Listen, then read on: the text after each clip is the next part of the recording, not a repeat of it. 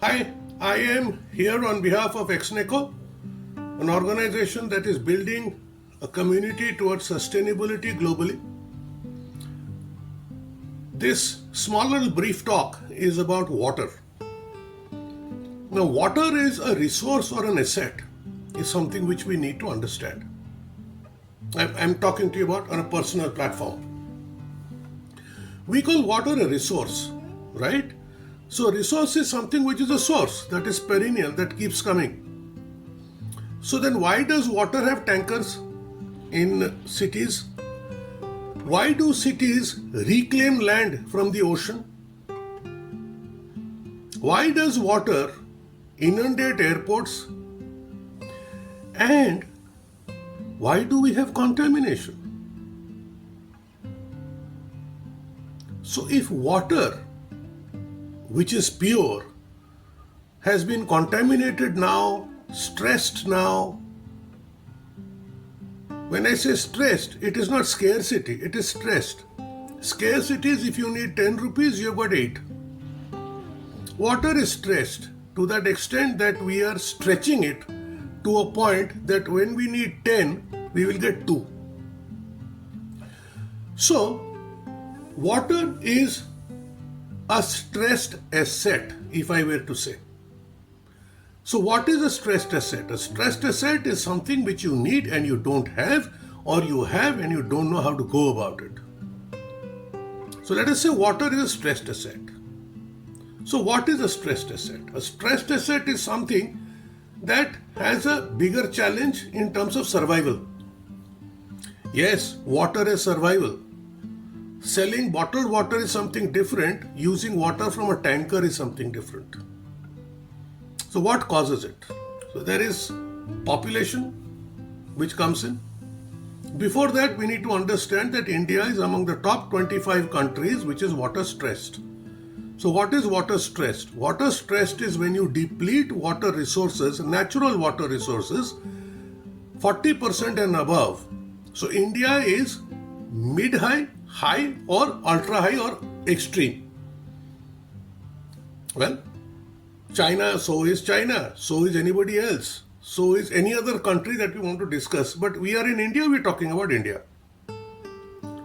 So if population causes this stress, population also has a demand on a whole lot of other things, which is urbanization, which is agriculture, which is over-extraction, which needs water, which pollutes the water, and then will end of the day somewhere down the line cause climate change. So what does it do? It creates health issues. It creates an economic impact because health issues have a demand over resources, personal or government. So when we talk water and health issues, we need to understand that at one point in time, AIDS did demand, other ailments did demand. So these are resources which are scarce.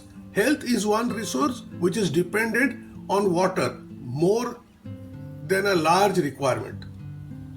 Then what does water cause? Water can cause you social conflict. We will not go beyond the borders of India, but within the borders of India there is social conflict. So where is the solution that comes in? The solution comes in is you be efficient in using water, recycle water. Policy regulations need to be in place and implemented. Public awareness is critical. Harvesting, conserving, reusing is ultra critical. That is something which we need to do. But before that, let us understand what are the sources of water. The sources of water are basically surface and groundwater. We can have technically defined that is municipal water, but municipal water also uses the ground or surface water. Then there is a recycled water, a reused water. And water to be recycled, reused, treated needs energy. Households draw water from groundwater, from surface water. Municipal supply is separate. As I said earlier, municipal supply also has a dependency completely on surface or ground, which is natural. That is not man-made.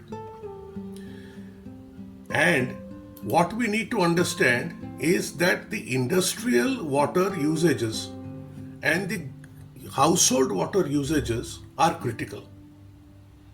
Now, when you're talking about water and how to manage it, so let us talk about conservation. In conservation, we talk about schools. We have small projects in schools which say, how do you define a rainwater project, or how do you work towards saving water? You know, the basic things that are there are, you fix leaks. You ensure that you use the good old bucket. You don't leave a tap opening. And if you look at the India population, I will come back to it at the end, what is a change that we can cause? Then, on the conservation part is, other than managing the usage, it is to reuse that. And to be conscious about what I said, using the tap water, using the bucket water, and that is where a lot of water can be saved.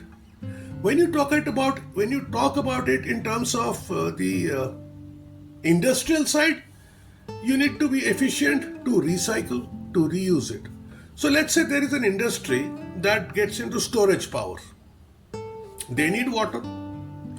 One is looking at water in terms of even washing cars.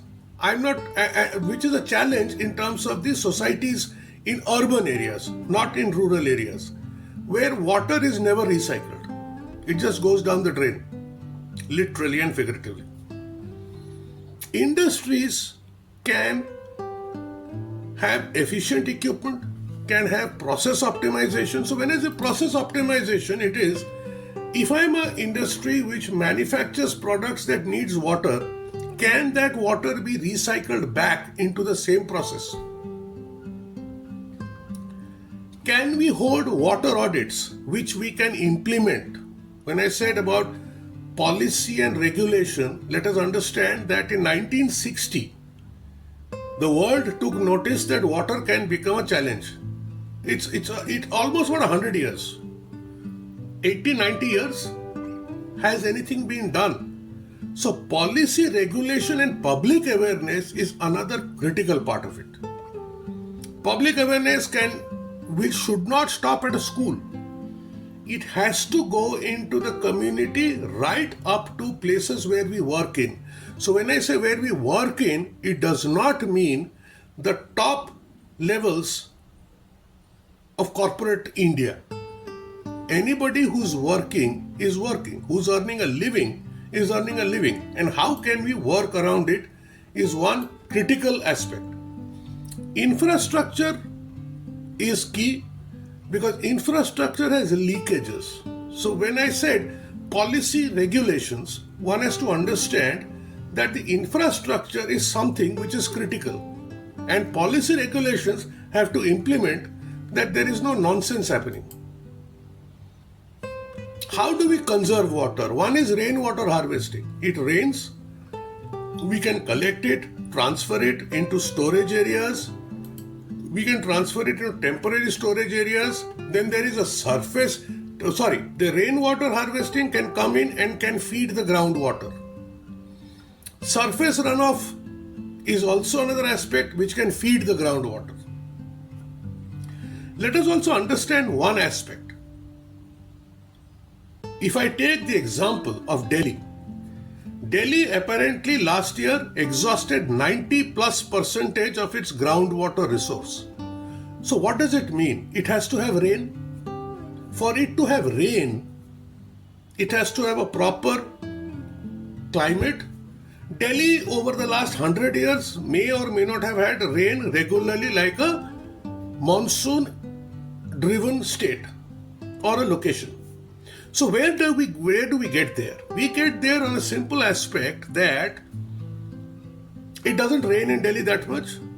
When it rains or has wind, a lot of trees get uprooted. Surface water runoff has to be done. So one of the basic things is cleaning the drainage that goes into the river.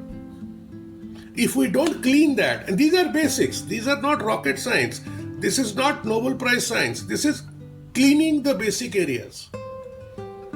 And storage or storm water drainage is one thing critical, which, let us say, a lot of places in India or globally don't have. We have a storm water drainage, but where does it drain to? It drains into the water bodies. So when we talk about the water bodies, and if there is rain which is not as properly defined by the prediction guys, then what do we do? There has to be where we need to recharge the groundwater. Rain is natural, but human beings need to recharge it. So how do we recharge that? We recharge that from domestic use. What we need to do, and treat non-potable drinking water, non-potable water into the system. System is something what can use. Industries use cooling towers. Agriculture uses treated water, not untreated water, for their use. This is grey water. So grey water is from showers, from sinks, from washing machines, which can come in. And these have to be voluntary. It is not that the carbon credit has to be voluntary. Water conservation has to be voluntary. And all of these are water conservation. This is nothing beyond that. Rainwater harvesting, yes, is something which comes in. Whenever it comes in, personal view is it should get into the discharge place. And those are policy regulations, is how deep does it get into the earth, is something which we need to understand. Agriculture, aquaculture, all of these need water treatment. And water treatment will need to be done properly, not just for drinking. Livestock also uses water. Aquaculture uses water. Landscape uses water. You just can't go on dumping water. Which is why the SDGs have been developed to have universal access to water, hygiene, quality of water, and efficient use is critical to this. Ecosystems have to be built around it, where it's not just using carbon credits and dumping it into the forests. It has to be water being dumped in where it needs to have a proper flow through. Those are systems which will need to be developed. Now, to achieve these SDGs, for example, infrastructure development has to, it's not just piping projects. It is not infrastructure development in terms of piping projects. It is infrastructure to provide a universal access to water. Water can be used for drinking, cooking is one aspect, livestock is the same aspect. Water can also be used for other aspects where one is trying to put it in terms of cleaning or utilization. Then there has to be one of the critical aspects that we need in India is public awareness across different languages. I don't know all the languages, but here it will not make too much of a difference. But the critical aspect again is integrated management. Integrated management means recycling of water, harvesting water, and using alternate sources of energy. So when you talk about alternate sources of energy, you have solar energy, you have solar pumps, solar desalinization, which is big. There is wind, which is similar to the solar pumps, whichever place it can be used in.